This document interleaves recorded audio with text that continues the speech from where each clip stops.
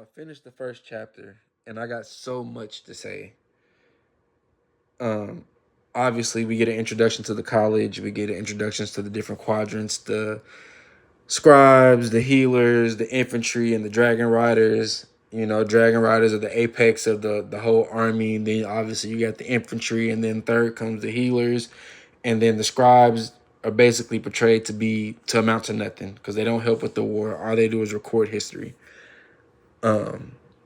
We find out that Violet has conscripted herself to the scribe quadrant, and she's on her way to the general's office to go because the general has called her to the office for whatever reason.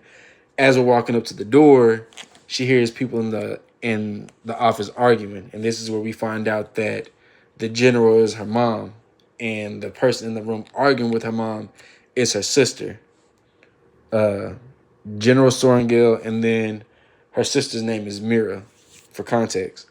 So Mira is in the office, and when we get into the office, Mira is just yelling at her mom, saying like, "You can't do this. This is wrong. She's too weak. She's too frail." In reference to Violet, and the general ain't hearing it. She's like, "I did what I did. There's nothing you can do about it." And basically, she's conscripted Violet to the Riders Quadrant. Like, it's mandatory. She can't do anything about it. Mira is in the room and she's just professing how much Violet can't do this, and Violet's just standing there kind of like, "Damn, you're making me sound like a little bitch, but I can hold my own," you know? So we find out that Violet's dad has passed. That's the reason why she was going into the scribe quadrant to begin with. And General Sorengil just doesn't give a fuck about that at all because she's not going to see one of her kids go and be a scribe because scribes are just below everybody. They have the lower station in life, and dragon riders are just peak. They're the peak excellence.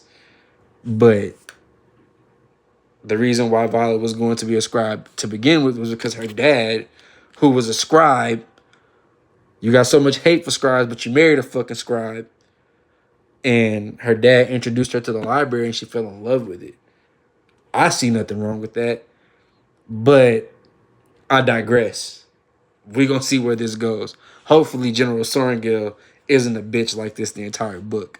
But applause for Mira for championing for her sister and saying that, you know what I'm saying, she can't do this, but it is what it is.